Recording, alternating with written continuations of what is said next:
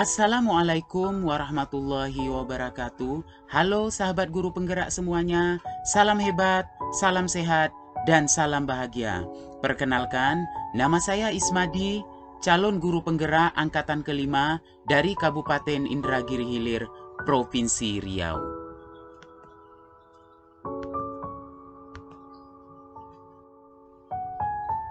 Perkenalkan, fasilitator saya Ibu Rizka Novela.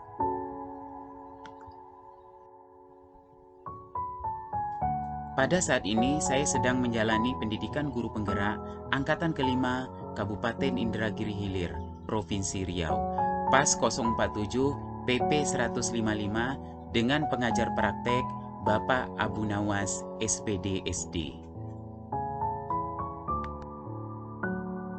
Pada kesempatan kali ini, saya akan membahas koneksi antar materi, kesimpulan dan refleksi modul 1.1 Filosofi dan Pemikiran-Pemikiran Bapak Ki Hajar Dewantara. Pertanyaan pemantik dalam membuat kesimpulan dan refleksi terhadap pemikiran-pemikiran Ki Hajar Dewantara adalah: 1. Apa yang Anda percaya tentang murid dan pembelajaran di kelas sebelum Anda mempelajari modul 1.1?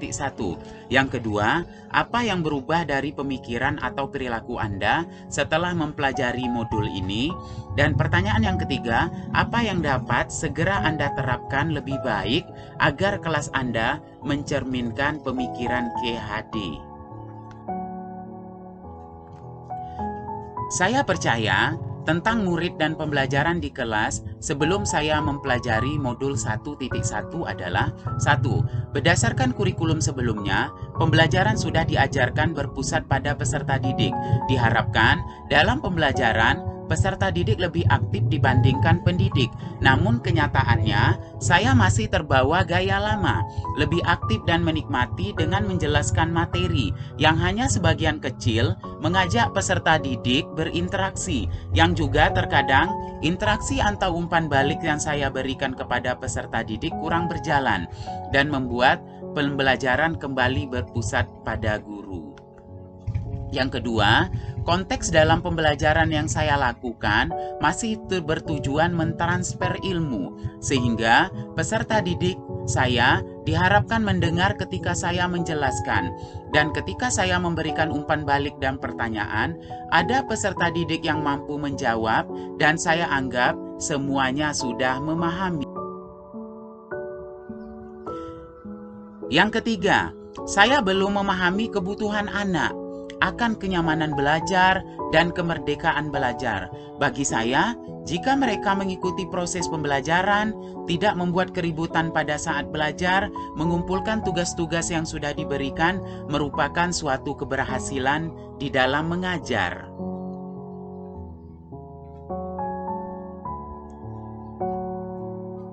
4. Saya masih merasa belum mampu bersikap adil dalam mendidik, masih menyamakan kemampuan anak dalam menyampaikan materi. Yang kelima, saya percaya bahwa pendidikan dan pembelajaran menggunakan pendekatan pemberian materi, tugas, dan sanksi merupakan metode yang efektif untuk mendisiplinkan anak dan membiasakan anak untuk bertanggung jawab atas perbuatan.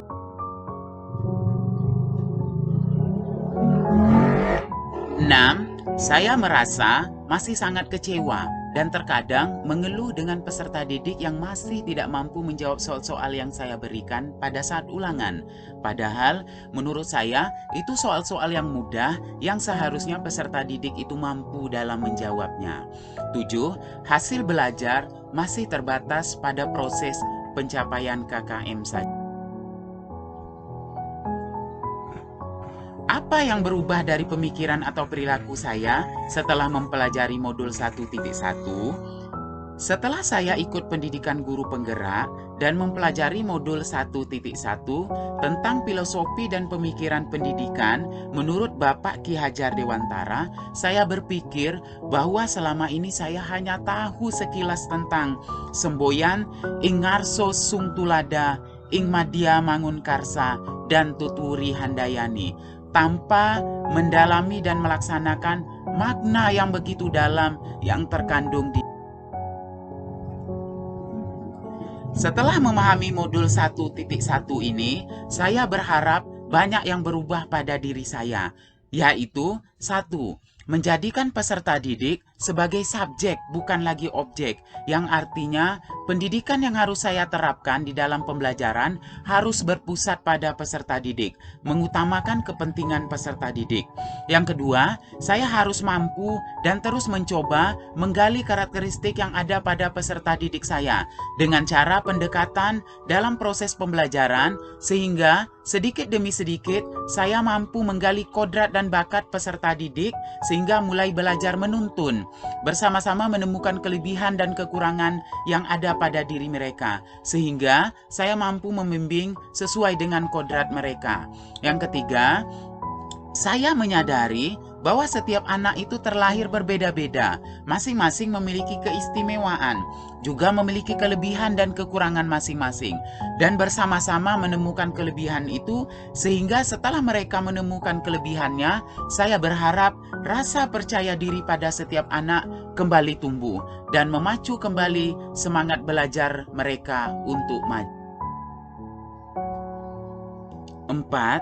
Saya akan berusaha untuk lebih banyak berinteraksi kepada seluruh peserta didik saya, memberikan kebebasan bagi peserta didik, seperti memberikan kesempatan pada peserta didik untuk berbicara dan mengungkapkan perasaan serta ide-ide mereka. Dengan begitu, kita sebagai pendidik bisa menuntun mereka kepada tujuan pembelajaran sesuai kemauan dan kemampuan mereka, yang tentunya kemampuan yang menumbuhkan sifat karakter positif pada diri mereka. Yang kelima, saya harus bersikap adil, memperlakukan peserta didik saya sama, memberikan kemerdekaan pada mereka di dalam belajar. Tidak ada lagi perbedaan-perbedaan antara yang lebih baik dalam akademiknya maupun yang lambat dalam menerima materi, sehingga peserta didik merasa nyaman di dalam kelas dalam melakukan proses. 6. Saya harus mampu menjadi pendengar yang baik dan menemukan titik permasalahannya. Ketika peserta didik saya tidak melaksanakan tugas yang sudah saya berikan, tidak langsung marah dan menghukum yang membuat ketidaknyamanan pada peserta didik saya, yang endingnya bisa menumbuhkan sikap negatif pada peserta didik saya seperti pemberontak, cuek, malas, tertekan, dan menutup diri. Yang ketujuh, saya harus bisa menjaga sikap, emosi, dan tingkah laku saya dalam bertutur kata maupun berinteraksi kepada peserta didik saya. Bahwasanya seorang anak mengamati perilaku kita dan menirunya. Oleh sebab itu, saya harus memiliki karakter yang positif agar peserta didik saya sebagai peniru lebih berkarakter positif. Yang kedelapan, tidak lagi memfokuskan keberhasilan pada akademik atau ketercapaian KKM saja, namun melakukan segala tindakan yang berorientasi kepada peserta didik demi kepentingan mereka, karena peserta didik adalah subjek bukan lagi objek. Apa yang dapat segera saya terapkan lebih baik agar kelas saya mencerminkan pemikiran Bapak Ki Hajar Dewantara? Yang harus saya lakukan agar kelas saya mencerminkan pemikiran Bapak Ki Hajar Dewantara adalah: 1. Mengidentifikasi karakteristik yang ada pada peserta didik, gaya belajar yang diminati, kemampuan mereka dalam menerima materi, menemukan bakat dan minat mereka di mana, dan juga menyediakan selebaran untuk meminta pendapat seperti apa pembelajaran yang menyenangkan buat mereka. 2. Merancang model pembelajaran yang berpusat pada peserta didik, merdeka belajar, dan menyenangkan. 3. Membuat suasana kelas nyaman dan menyenangkan buat peserta didik.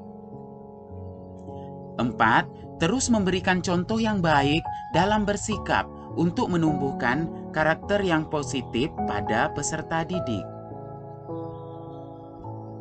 5. Memberikan contoh dengan menggunakan kata-kata maaf, tolong, dan terima kasih setiap berinteraksi kepada peserta didik sebagai wujud penanaman dan penguatan karakter pada peserta didik. Yang keenam, teruslah menjadi pendengar yang baik dan melakukan pendekatan kepada peserta didik guna mengatasi solusi setiap masalah yang mereka hadapi. Bapak Ibu guru hebat, sahabat guru penggerak semuanya, untuk dapat mengimplementasikan Merdeka Belajar yang menghasilkan profil pelajar Pancasila membutuhkan proses dan waktu. Hal tersebut bukanlah hal yang mudah. Sudah waktunya untuk kita dapat melakukan perubahan-perubahan hebat dalam proses pembelajaran dengan tujuan untuk memberikan tuntunan terbaik kepada peserta didik kita. Peserta didik diberi kebebasan untuk bereksplorasi, berinovasi, dan mengembangkan potensi sesuai dengan kodratnya masing-masing, dengan tetap menerapkan 3 sumbayan Ki Hajar Dewantara, yaitu ing ngarso sung tulada, ing madya mangun karsa, dan tuturi handayani, dapat membantu tugas kita sebagai pendidik dalam memberikan tuntunan, arahan, serta bimbingan agar tujuan dari Merdeka Belajar dapat terwujud dengan baik. Bapak Ibu sahabat guru penggerak semuanya, demikian yang dapat saya sampaikan koneksi antar materi, kesimpulan dan refleksi modul 1.1. Semoga apa-apa yang sudah saya sampaikan bisa bermanfaat buat kita semua. Akhir kata, mohon maaf atas segala kesilapan. Saya akhiri, wabillahi taufiq wal hidayah. Wassalamualaikum warahmatullahi wabarakatuh. Sekian dan terima kasih.